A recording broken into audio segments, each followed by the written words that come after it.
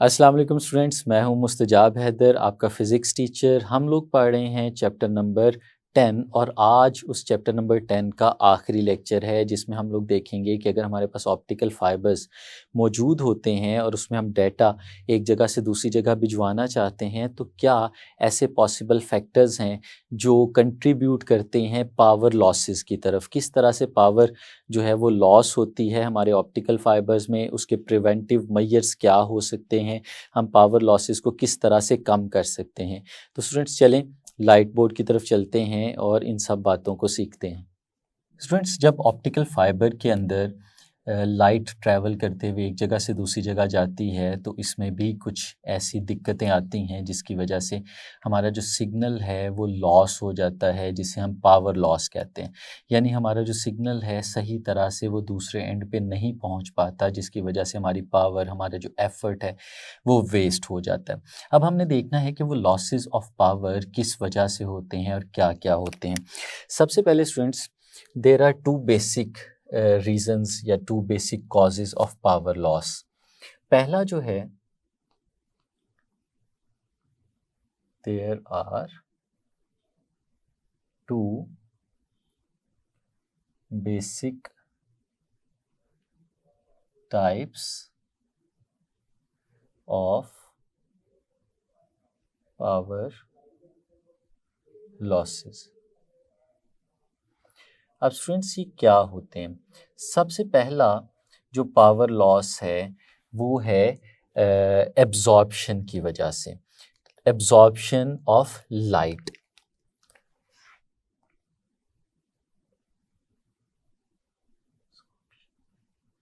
ये एब्जॉर्प्शन क्या है? स्टूडेंट्स इमेजिन करें कि हमारे पास ऑप्टिकल फाइबर है और उस ऑप्टिकल फाइबर के अंदर हम लोगों ने लाइट जो है उसका सिग्नल आगे की तरफ भेजा। ऑल दो हमारी कोशिश होती है कि हमारा जो ऑप्टिकल फाइबर है वो बहुत ज़्यादा प्योर मटेरियल का बना हो, बिल्कुल प्योरीफाइड हो, उसमें इम्प्योरिटीज़ कम से कम हो। लेकिन अगर कोई इम्प्योरिटीज़ उसके अंदर मौजूद हों तो वो इम्प्योरिटीज़ क्या काम कर सकती हैं? लेट्स सपोज स्टूडेंट्स, इसकी एक एग्जांपल हम यहीं पे देखते हैं कि इमेजिन करें यहाँ पे स्टूडेंट्स, ये हमारे पास एक ऑप्टिकल फाइबर की रिप्रेजेंटेशन है। इस ऑप्टिकल फाइबर के अंदर हमारी जो लाइट है वो ट्रैवल करते हुए जाती है, लेकिन इस ऑप्टिकल फाइबर के अंदर कुछ जगहों के ऊपर एटम्स मौजूद हैं, यानी इम्प्योरिटीज़ मौजूद हैं। लेट्स सपोज यहाँ पे स्टूडेंट्स हमारे पास कुछ इम्प्योरिटीज़ थी, यहाँ पे हमारे पास कुछ इम्प्योरिटीज़ थी। अब जब लाइट इसके अंदर हम लोग एंटर करेंगे तो हमें पता है कि क्रिटिकल एंगल से बड़े एंगल पे हमने लाइट एंटर करनी होती है और फिर वो लाइट ट्रैवल करते हुए आगे जाती है। लेट्स सपोज स्टूडेंट्स, हमारे पास जो लाइट थी वो इस तरह ट्रैवल करते हुए जा रही थी और जाते जाते वो इस इम्प्योरिटी से यहाँ पे टकरा जाती है। अब स्टूडेंट्स हमें पता है कि ये तो किसी भी मटेरियल की प्रॉपर्टी है कि जब लाइट उसके ऊपर टकराती है तो वो लाइट का कुछ हिस्सा एब्जॉर्ब कर लेता है और कुछ हिस्सा रिफ्लेक्ट भी कर सकता है। तो अगर ये इम्प्योरिटी यहाँ पे इस फॉर्म में हो कि जब लाइट इसके ऊपर पड़ी है तो ये सारी की सारी लाइट को एब्जॉर्ब कर ले या लाइट के कुछ हिस्से को एब्जॉर्ब कर ले, तो लाइट आगे नहीं जा पाएगी। और जब लाइट आगे नहीं जाएगी तो इसका मतलब है हमारा ये सिग्नल जो था वो यहीं पे डिसरप्ट हो गया, यहीं पे टूट गया, अब ये आगे नहीं जाएगा। और सिग्नल आगे नहीं जा रहा तो इसका मतलब है हमारा डाटा जो है वो अब आगे नहीं जा रहा, वो यहाँ पे रुक गया है। तो ये स्टूडेंट्स हमारे पास पावर लॉस हो गई, जो सिग्नल था वो ज़ाया हो गया हमारे पास। इसी तरह से स्टूडेंट्स जो हमारे पास सेकंड टाइप है वो क्या है? वो है स्टूडेंट्स हमारे पास स्कैटरिंग।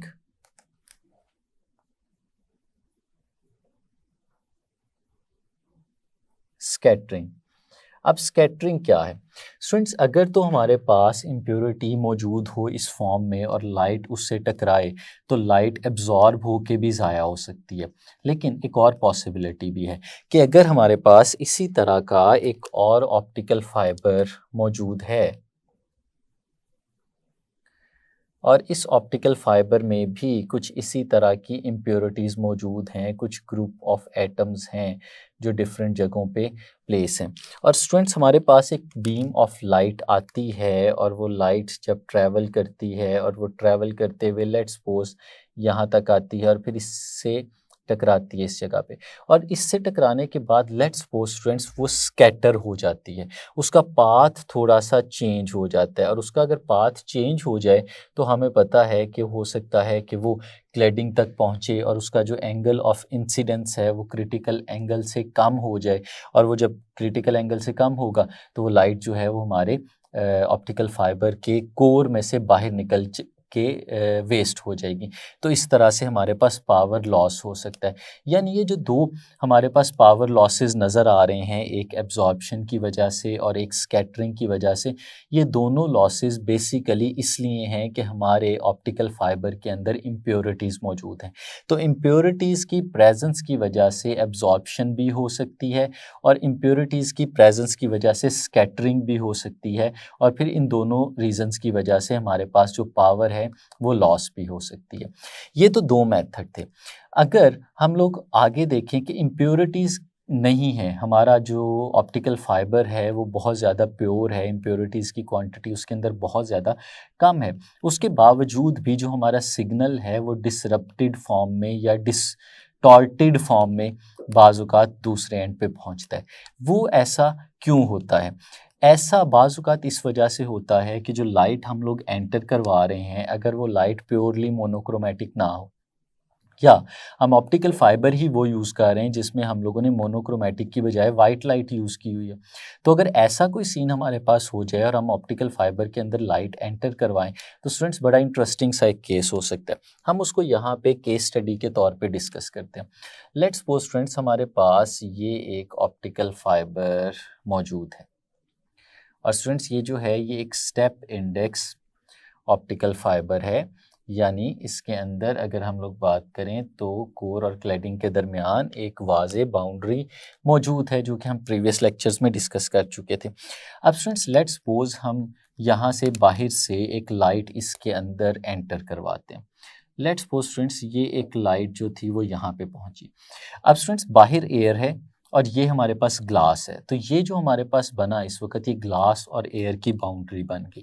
अब स्टूडेंट्स अगर हम लोग ये देखें, ये जो लाइट इसके अंदर हमने एंटर कराई है, अगर ये लाइट मोनोक्रोमैटिक ना हो बल्कि लेट्स सपोज ये 3 डिफरेंट वेवलेंथ से मिलके बनी है, जो कि λ1, λ2 और λ3 हैं, ये 3 डिफरेंट वेवलेंथ्स हैं जिन्होंने मिलके ये लाइट बनाई है। अब जब लाइट इससे एंटर होगी तो हमें पता है कि जब वो एक रिफ्रैक्टिव इंडेक्स के मीडियम से दूसरे रिफ्रैक्टिव इंडेक्स के मीडियम में जाती है तो उसका पाथ जो है वो चेंज हो जाता है। तो यहाँ पे डिफरेंट वेवलेंथ्स के पाथ चेंज हो जाएंगे। लेट्स सपोज स्टूडेंट्स एक वेवलेंथ जो है वो यहाँ पे, एक वेवलेंथ जो है वो यहाँ पे, और एक वेवलेंथ जो है वो यहाँ पे जाके टकराती है। हालांकि ये 3 डिफरेंट वेवलेंथ्स हैं, लेकिन तीनों डिफरेंट वेवलेंथ्स जो हैं वो क्रिटिकल एंगल से बड़े एंगल पे ही टकरा रही हैं। लेकिन पीछे से जो सिग्नल था वो एक सिंगल सिग्नल था, लेकिन जैसे ही वो ऑप्टिकल फाइबर के अंदर एंटर हुआ है तो वो एक सिग्नल जो है वो 3 डिफरेंट सिग्नल्स के अंदर कन्वर्ट हो गया। अब स्टूडेंट्स ये तीनों जो लाइट की रेज हैं जिस एंगल पे यहाँ पे पहुँची हैं उसी एंगल पे ये टकराएंगी और ये आगे की तरफ चली जाएंगी। स्टूडेंट्स हमें पता है कि एंगल ऑफ इंसिडेंस और एंगल ऑफ रिफ्लेक्शन ये हमेशा बराबर होते हैं। अब स्टूडेंट्स अगर हम इनके पाथ्स को देखते हैं यहाँ पे, तो स्टूडेंट्स हमें नज़र आता है कि जो एक रे है, जो एक वेवलेंथ है वो पहले पहुँच जाएगी और एक वेवलेंथ बाद में पहुँचेगी। अब स्टूडेंट्स जब एक सिग्नल इस ऑप्टिकल फाइबर के अंदर एंटर हुआ और एंटर होने के बाद वो छोटे छोटे हिस्सों में डिवाइड हो गया, और ये जो छोटे छोटे हिस्से जब दूसरे एंड पे जाके हमें मिलेंगे तो उन दूसरे एंड पे इन सब ने इकट्ठे नहीं मिलना, बल्कि ये सारे हिस्से अलग अलग दूसरे एंड पे पहुंचेंगे, क्योंकि सबका पाथ जो है वो डिफरेंट है। तो स्टूडेंट्स इस केस में फिर क्या होगा, हमारे पास जो सिग्नल है वो डिस्टॉर्टेड फॉर्म में मिलेगा। हमारे पास जो सिग्नल है जिस तरह से हमने भेजा हुआ था, जिस तरह से हम दूसरे एंड पे पहुंचाना चाहते थे, वो सिग्नल हमें दूसरे एंड पे उस तरह से नहीं मिलेगा, बल्कि वो बिखरा हुआ और डिस्टॉर्टेड फॉर्म में हमें मिलेगा। तो ये स्टूडेंट्स एक डिसएडवांटेज हो सकता है अगर हम लोग यहाँ पे यूज़ करते हैं एक ऐसी लाइट जो कि मोनोक्रोमैटिक नहीं है, और जो हमारा ऑप्टिकल फाइबर है वो एक स्टेप इंडेक्स ऑप्टिकल फाइबर है। लेकिन स्टूडेंट्स अगर हम इसको स्टेप इंडेक्स की बजाय हम लोग ये देखें कि हमारा जो ऑप्टिकल फाइबर है वो ग्रेडेड इंडेक्स है। लेट्स सपोज स्टूडेंट्स, ये मैं आपके सामने ऑप्टिकल फाइबर बना रहा हूँ और ये ऑप्टिकल फाइबर स्टूडेंट्स आपने इमेजिन करना है कि ये ग्रेडेड इंडेक्स है। अब ग्रेडेड इंडेक्स का मतलब हमें पता है कि जो उसका जो डेंसिटी है वो सेंटर में ज़्यादा होती है और जो आहिस्ता आहिस्ता बाहर चलते जाते हैं वो डेंसिटी कम होती जाती है। इमेजिन करें ये फिगर जो है वो डेंसिटी को रिप्रेजेंट कर रही है। ये जो एरो है इसका मतलब स्टूडेंट्स ये है कि ये जितना थिक है उतनी डेंसिटी ज़्यादा है और जितना ये थिन होता जा रहा है उतनी डेंसिटी कम होती जा रही है। तो इसका मतलब है कि इसके सेंटर में सबसे ज़्यादा डेंसिटी है और जैसे ही हम सेंटर से बाहर की तरफ चलते जा रहे हैं इसकी डेंसिटी कम होती जा रही है।